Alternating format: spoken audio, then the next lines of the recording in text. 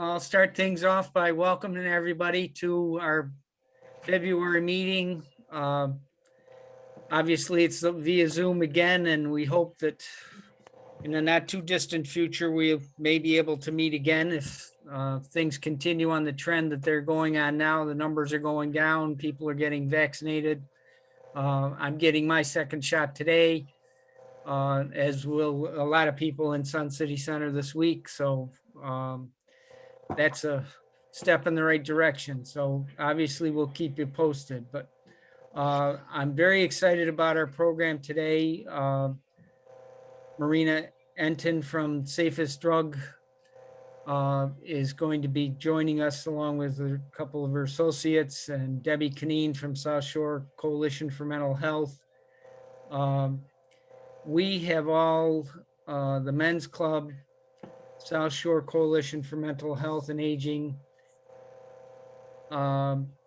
Seniors in Service, and us have signed a MOU, memorandum of understanding, with Safest Drug to participate in their study.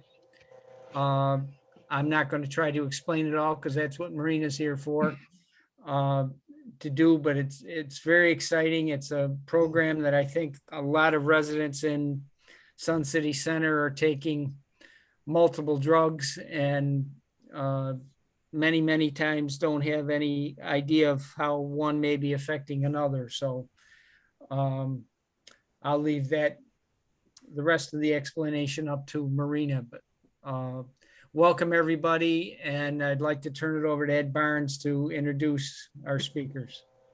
Okay, thanks, Bruce. Appreciate it. Good morning, ladies and gentlemen. We're very fortunate today to hear from two clinical pharmacists, Marina Enton and Mika Polak, on the Safe Drugs program. They'll explain to you how we're going to execute this project, and with our help and the help of the other partners, ensure that the adverse drug reactions is captured and analyzed. And adverse drug reaction is any unintended or undesired event that happens after taking medication. Now, another technical term you'll hear later on is adverse drug event, which is an injury resulting from medical intervention related to a drug. The FDA is very interested in both of these events. Mrs. Enton and Mr. Polak will give you some interesting statistics on how big this problem is and what they're going to do about it with this program. Marina has been a clinical pharmacist for over 20 years and involved in the Safe Drugs program since its inception. She has a BS degree from Northeastern and is currently enrolled in the doctorate of pharmacy program at Shenandoah University. Mika is the executive director of Safe Drugs, which is a nonprofit organization that was established to examine the safe drug issues on a nationwide business. Mika has a BS from Unisinus University and an MS from the University of Massachusetts. She's also a certified project manager. I think, as you heard, we also have two other people here with us today that's been involved with this over the last few months, and that's Debbie Canine from the Sun Towers and Robin Ingalls from Seniors in Service. Welcome to the four of you. It's been our pleasure working with you. Now, Marina, I'll turn you over and you can provide us this briefing. Okay. So I think I'm going to start with. Oops, excuse me. Just see. So I'm going to start with the introduction, just a little bit of introduction of the Safest Drug. Mika might step in since she's the founder and executive director of the Safest Drug, and it was founded 2 years ago. And Mika, can you say just a few words about the Safest Drug, and after that we'll proceed with the presentation. Sure. Good morning, everyone. Nice to meet you all. I'm happy to be here this morning. Safest Drug, as Marina mentioned, is a 2-year-old nonprofit organization. We are North Carolina Incorporated. We're 501c3. We have volunteers in over 20 different states. Over 100 volunteers help to support our efforts. And this particular project is what we call a pilot, in the sense that we want to see how well we can help screen a targeted population for adverse drug reactions, and then to help make sure that those are reported to the FDA, since the FDA receives very little of those reports every single year. Safest Drug is proud to currently have active over 4 different initiatives, from encouraging communities to participate in drug disposal, so making sure medications are kept out of the home environment that are no longer in use or expired. We're also helping to build a network of organizations that support reduction and prevention of medication harm. And we're also participating in a program that helps to get people tested for the very first time pharmacogenetically. So there's a lot of different things going on, but our main intent is to make sure that no one in the US ever is injured, is disabled, or even suffers a fatal outcome because of a medication. So we're happy to have this project here that's going to be led clinically by Marina, as well as supported by a number of other individuals. And with that, I'll let you take it away, Marina. Okay, thank you so much, Mika. It's wonderful. So there is a lot going on. Mika has a wonderful kind of wide vision of the things that can really help, I think, and can be really hopefully out in the outreach to the communities, and to make sure that the medications are taken safely and effectively. So this is one of the reasons, that the main reasons that I'm involved with this project, and I'm very happy to be here today. So thank you so much for inviting us, and I'm going to go ahead and start. So we'll go over just a little bit of a few things. So in our agenda, we'll do a little bit of introduction and talk about the things that Ed was wonderfully described. Ed, you were on top of it clinically. You can be a little bit of a clinician today as well. So we're talking about the terminology that a lot of times are going along with the statistics, and basically could be, simple form, it can be simply put as side effects, but could be different terminology that you might come across, so you would understand better. We'll give you a little bit of background why we're here today to talk about it. What is the problem that we are facing, and why is it so important to address it, and how can we do, and what can we do about that? And also we'll go into the pilot of our project. It's not a study yet, but it's a pilot, kind of a pilot project at this point, and what can we achieve together? What is the pilot? What is the process there? What are our goals and things that we hope to achieve? And we'll conclude in a few things that we hope that it will be beneficial to you, that you can hopefully take home. So again, as a review, and what Mika already mentioned to you, is that Safest Drug goals is to prevent and alleviate medication-related harm in the United States. So what are these things that we are talking about? So what is the adverse drug reaction and adverse drug event? So the adverse drug reaction is basically more of a clinical term for the side effect of the medication. As Ed mentioned to you, and as very important to understand, is that it could be any unwanted or unattended event that happens after you take the medication. Adverse drug event, it's something that can be more of a serious nature, and it can be an injury that is caused due to the medication when patient is getting hospitalized and getting treatment, and that's called an adverse event. So the statistics is pretty stunning, because adverse drug events, and so anything related to the medications, we see that statistically about 1 million people a year go to the emergency room, visit the emergency room due to the medication. Out of these 1 million people that go to the emergency room because of the medication side effect, 125,000 of them every single year get admitted into the hospital.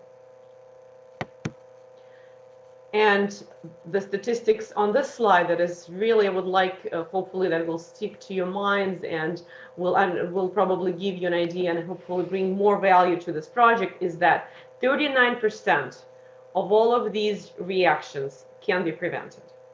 So this is the biggest, I think this is the most important slide in terms of the what can we do. We really want to prevent it. We want to either prevent or catch it really early. We want to have an impact on that statistic. And we really want to make sure that the medications that you're taking are being safe and effective. So what are the medical and financial burdens of the adverse events or the side effects of the medications? It's about 1 and 3% of all of the hospitals admissions, again, are medication related. 2 million hospital stays each single year.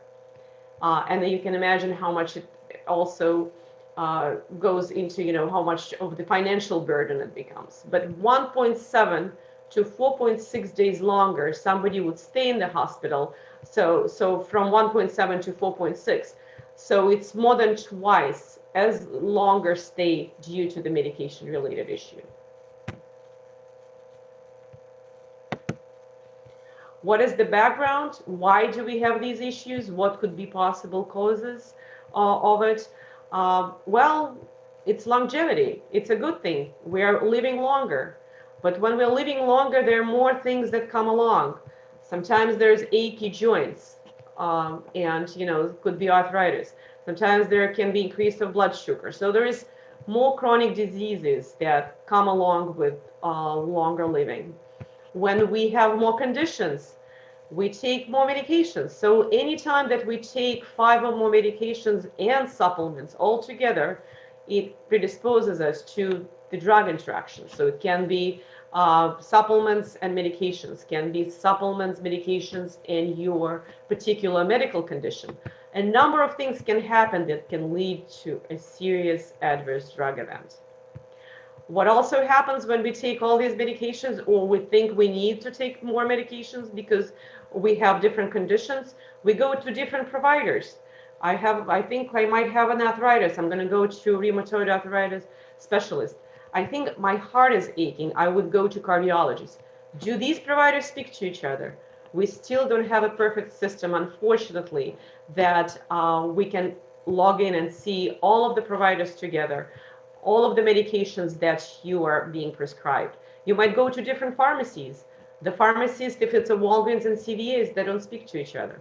So there is a lot of potential that predisposes to the medication-related harm. Also, what we can, of course, mention is that new medications come on the market all the time. Now there is a new vaccine. Do we know anything about how does that vaccine interact? How does it interact with the medications you're already taking with conditions? There's a lot of data that we don't know. So far, it seems to be okay. We really hope it's a safe, of course, it's a safe vaccine, but we really need to be very vigilant.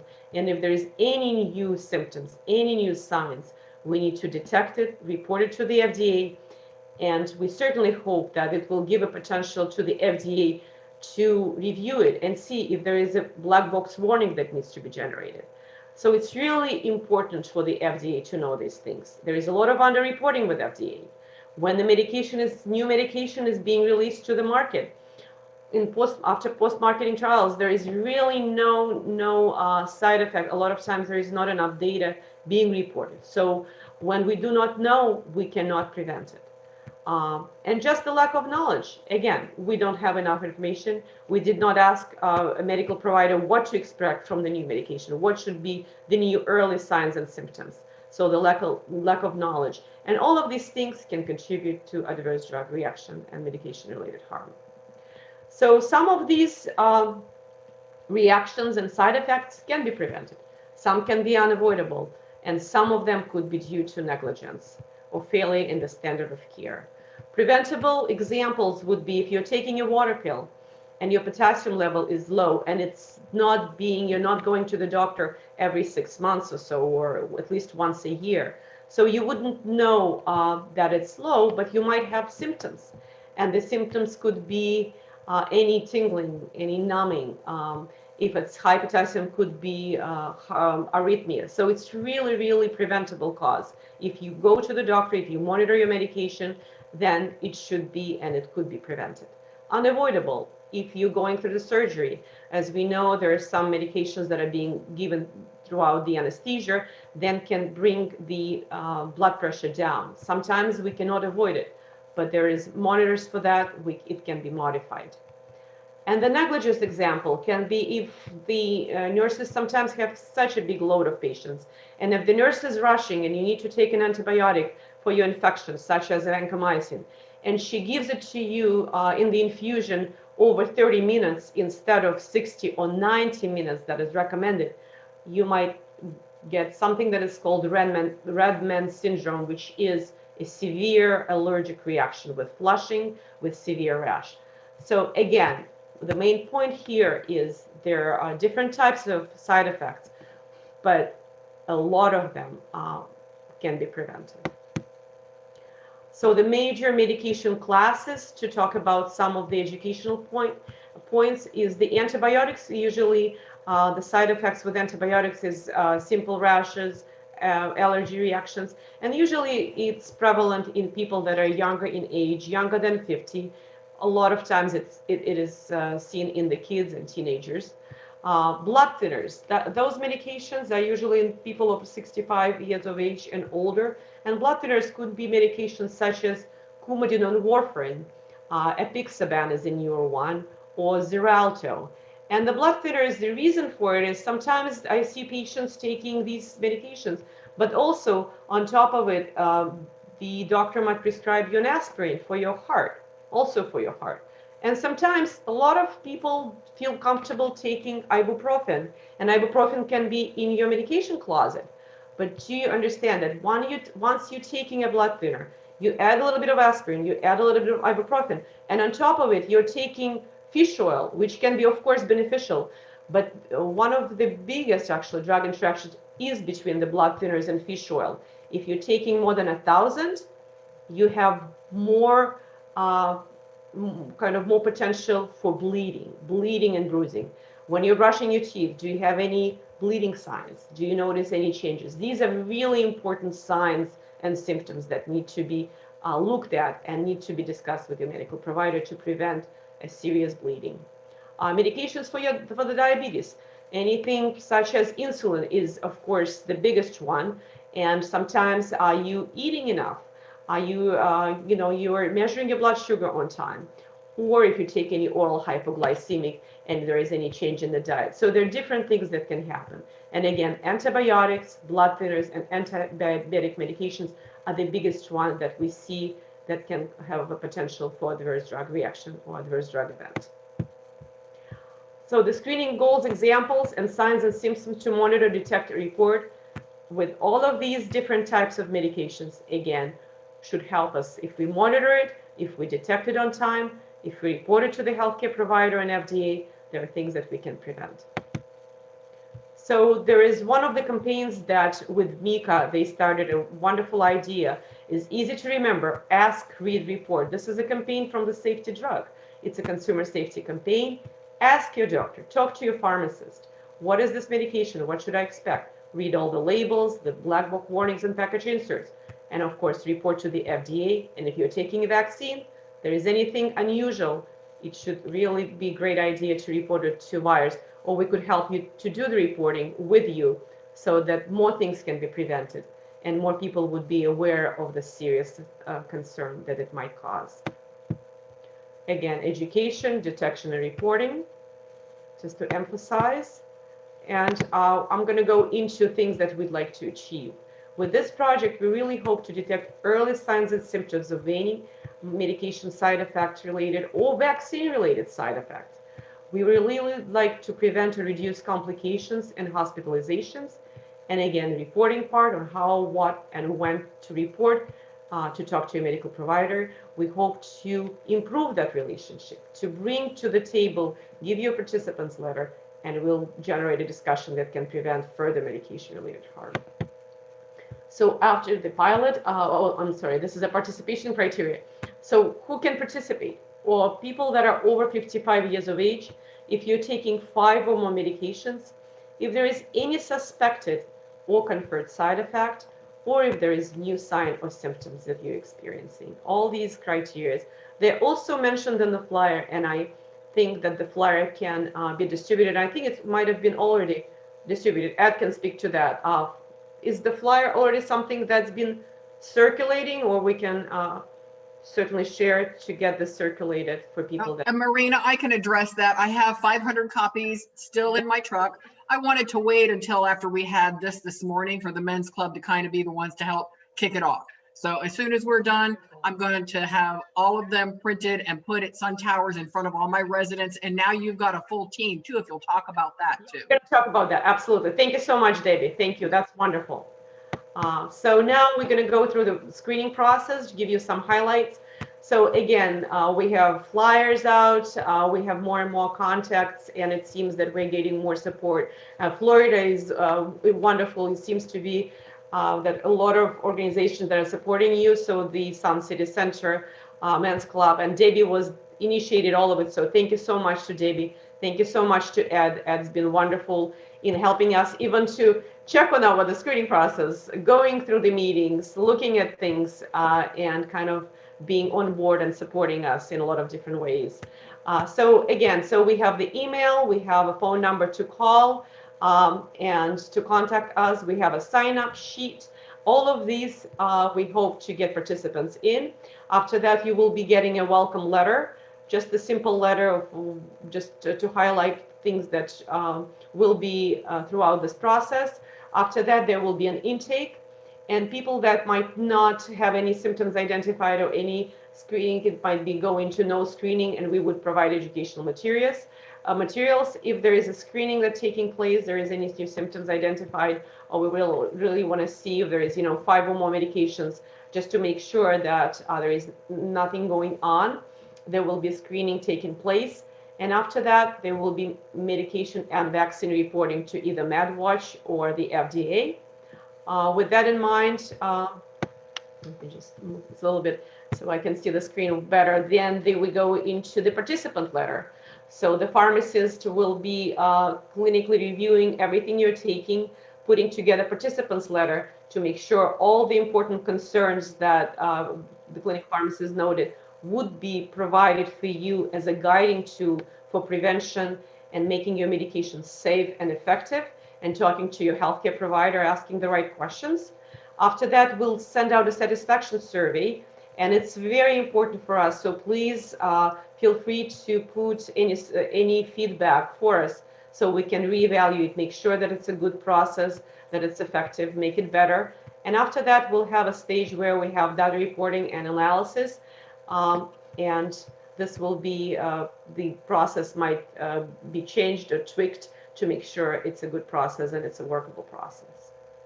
Okay. So with the participants letter, again, there is a confirmation of the report, there are listed concerns, and there are educational tools for you that will be provided. So with preliminary pilot results, I can bring to your attention, we had a sample, small sample of participants, and it was helped with our partner organizations so far. And we identified 10 side effects in total, which is pretty unbelievable with such a small number of people. And 4 were suspected or reported to the FDA MedWatch. 3 of them were new, and they were things and clinical symptoms and signs that were reported throughout the screening process according to patients, and another 3 were potential.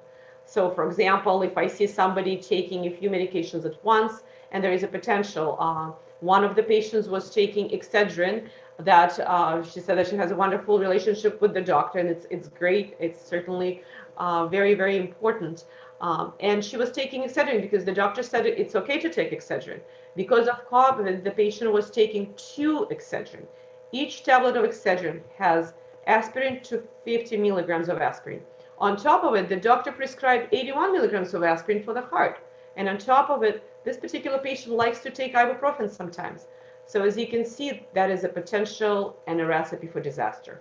So letting her doctor know, I certainly hope that, this is on our part, everything that we could do to prevent the bleeding and bruising. And the patient also on top of it has bleeding and easy bruising and bleeding history. So things like that can be really, really serious and can be potentially harmful. So out of the people that did answer our survey, they all said that they would recommend our pilot, and we certainly hope to keep the same numbers up. And again, any feedback would be greatly appreciated. So from the preliminary results, again, it certainly showed and supports the goal for us is for education, detection, and reporting, and hopefully reducing medication-related injuries and harm. So same things, detect, educate, and report, and we hope to prevent these adverse drug events and side effects. And on that note, before we go into the questions, and I'll be happy to answer questions, and Mika and Debbie are also here to share some experience and answer questions. I would like to say that at this point, we already have, I already interviewed myself 8, actually 9. We have 9 students, just pharmacy students that are almost pharmacists. They are, most of them are in their last year. All of them went through the best in the US, I would say. I probably should be proud to say, you know, in Boston, Boston Medical Center, best institutions. Also, I have students that went through MGH and are currently on medical rotations with MGH, Brigham and Women's Hospital, Veterans Hospital as well in Boston, which are amazing hospitals, very smart kids. Some of them already done some research. All of them interacted with patients and are looking forward to step in, jump in, and help out. And I've done some all of the interviewing. We will have training and orientation for them. It will be scheduled quite soon. And we're very excited that we're building a really great team that is it seems that it has a good clinical background, a lot of motivation, and ability to help out and to spread the word and be able to go in and, you know, do this kind of a pilot. So I think this is all for me for now. And you're welcome to ask any questions. Debbie, would you like to step in, and Mika to have any comments? And I think I would. Marina, thank you. The explanation was good. I look forward to having a copy of this updated PowerPoint. This is terrific. So what I would like to share with the Men's Club is my personal experience going through this pilot study. And when I say my personal experience, I had my mom be a guinea pig. She was on some medication. She was having some side effects. She was focusing on the wrong thing. When she went to talk to her physician, they were not congealing as far as a plan. And so when I came upon this pilot study, I thought, you know what, let me have my mom participate. Let's see what we gain from this. And so my mother called the number. She talked to one of the pharmacists. They reviewed what she was going through and completed something called an FDA MedWatch report. So during your interview, if there are any kind of side effects, that report gets generated. It then goes to the FDA so that they can start to compile, eyes on this that may be a problem for more than just my mother, right? So once that part of the pilot was completed, my mother received what was called a participant's letter. So when,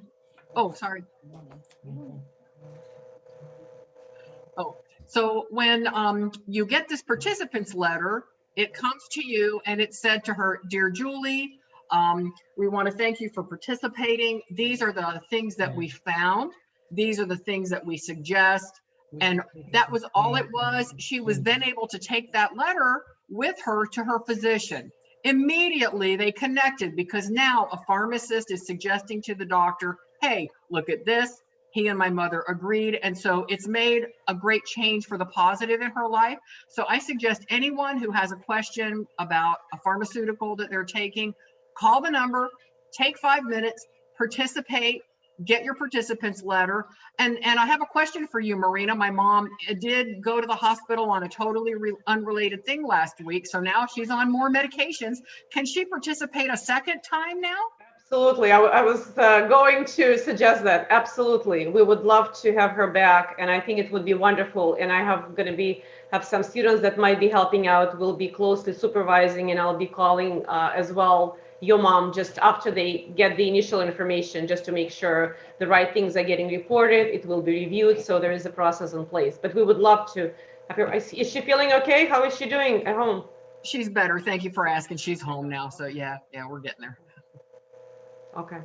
Okay, so Bruce, this is Ed Barnes. I think I lost control of the meeting here when I let Debbie in. It went all south.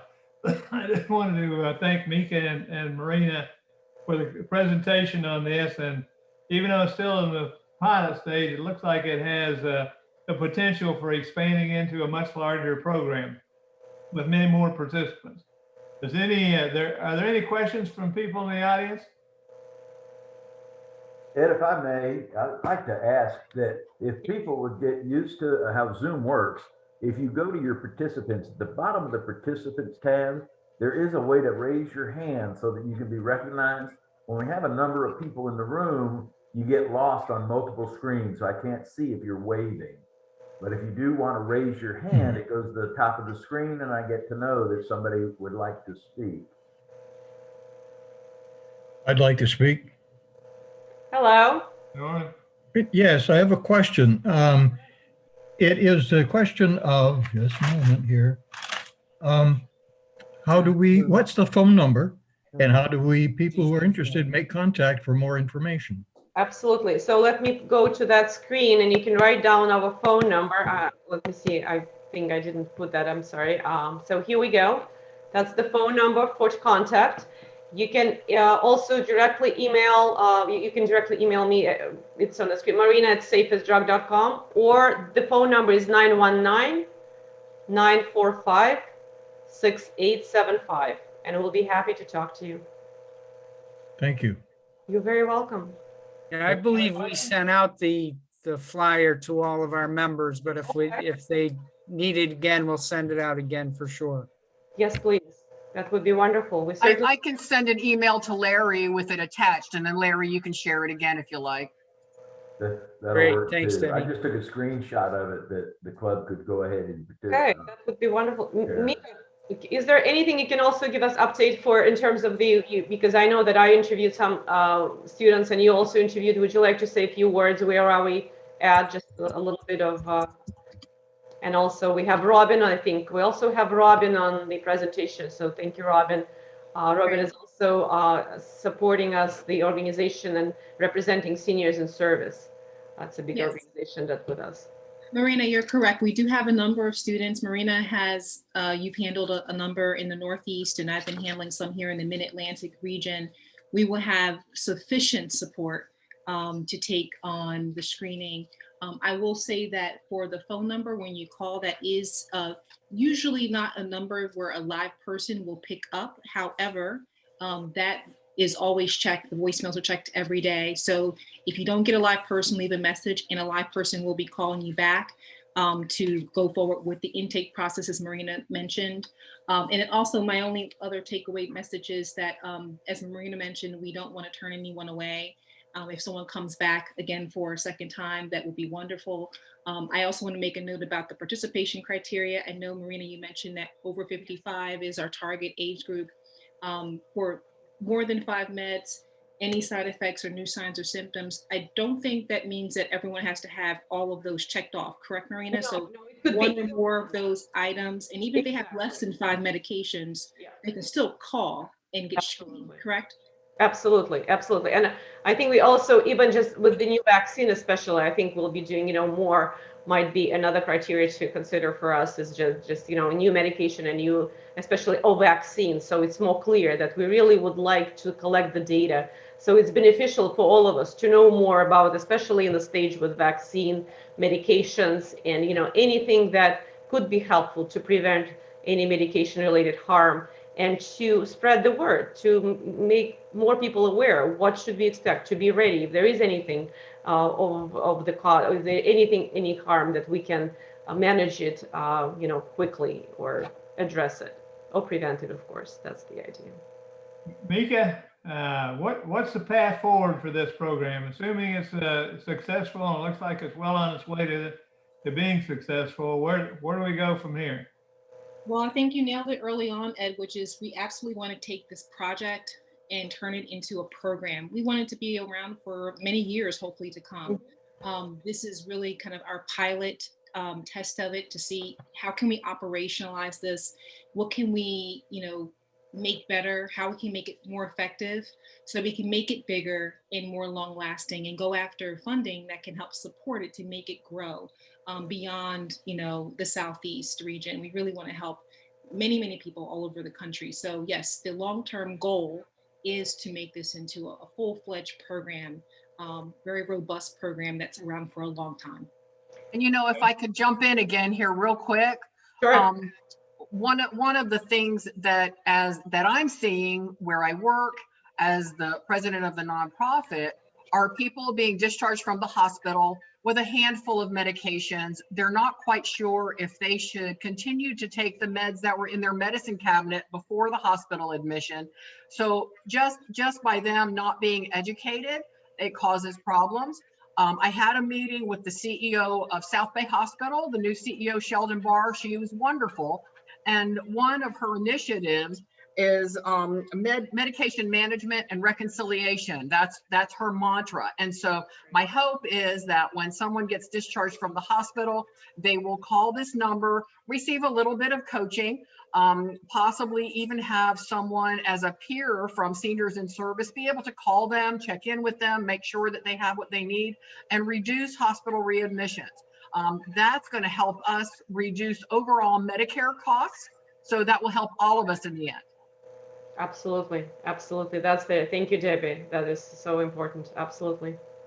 And Okay, is there any more questions from the audience? Anybody?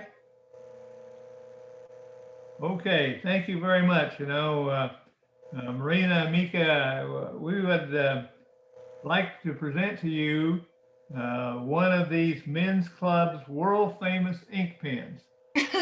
World famous, this device is very unique, which allows you to read with one end and write with the other end. So it's a pen that has a flash drive and a ink pen on the end of it, a ballpoint pen on the end of it. So you can write and read at the same time.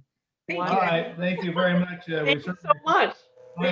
Presentation that you guys did today. So thanks again. Any other comments? Okay.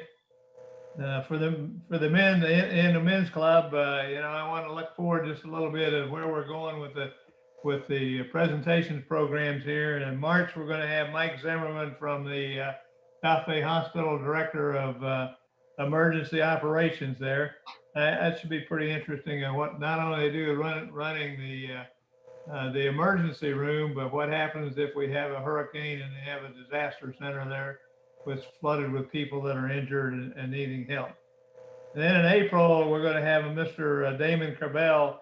He's going to talk to us about the Post Office Investigation Office. I didn't even know they had an investigation office, but he seems to think that they're a very important part of the post office, and he's going to give us a little bit about how they operate. So that's some of the upcoming future things we have with the Marine. With the men's club discussion program. Hopefully one of these days we'll get back on the luncheon program and be able to do this live as opposed to doing it on the Zoom. But for Zoom, I have to make it do for the time being. So that's all I have, Bruce. Thank you, Ed. And thank you all the speakers and Debbie for doing a lot of the legwork on getting this going and expanding it. We're looking forward to working with you. I think, as I said before, this is going to be a great program, and it should be of help to a lot of our members as well as the community at large. Going forward, we hope that with the vaccines, we are going to get closer to a time where the rooms will start opening up again, hopefully by summertime maybe, and get back to having meetings. And we're tentatively planning a health fair in October. We're making plans, trying to line up speakers and presenters and participants pending the opening of Community Hall and being able to do it. So we are working behind the scenes for a lot of things in the future. But I thank you all for participating, and if there's no other questions or concerns, we'll end it here. Thank you. Thank you all. Okay, Thank you, guys. thanks, Maria. Thanks, Debbie.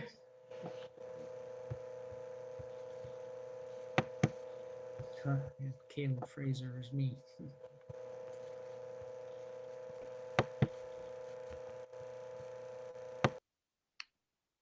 If there is nothing else, I'm going to go ahead and close the meeting or close the Zoom. I have a thing I wanted to mention. Okay. I'm a person who has some hearing problems, and I understand that Zoom has a capability now of providing closed captions. And for me and probably other people who have a hearing problem, that would be very helpful. So I don't know exactly what the procedure is for that, but I'm a member also of the Hearing Loss Association, and they're called the HLAA. And in our meetings, we are getting those closed captions, and I understand that's a feature of Zoom now. So I think that would be something very helpful to add. Ray, I have looked at it and it's interesting. You'll notice some of the stuff on TVs when they're doing it is actually speech to text. I don't believe they have speech to text. They have, though, the ability to allow someone to type the closed captions. But I will continue to look at it and keep you updated as to what's happening. Okay, and I'll also see if I can find somebody that can tell me exactly how it's working with HLAA. Good. Thank you. We can maybe check in with Mrs. Schwartz and see if if something we can do in addition to what we have. Yeah, Vincente checked in and checked back out again, but I was thinking he might have some contacts also. But I know I can't type. My four-finger typing would not keep up with someone talking. So if someone was an excellent typist, they might be able to. And speech to text is working much better, but the speaker has to talk slowly and distinctly in order for speech to text to work. But that's what I think I understand. Okay. Bruce, you got anything else that we need? I think the meeting went well. I think we It had did. 40 people at one time. I thought that was pretty good. No, everything went well, and we'll look into that hearing concern. Good. Okay, I'm going to go ahead and end this Zoom portion. Thank you. Thank you, Larry. Thank you.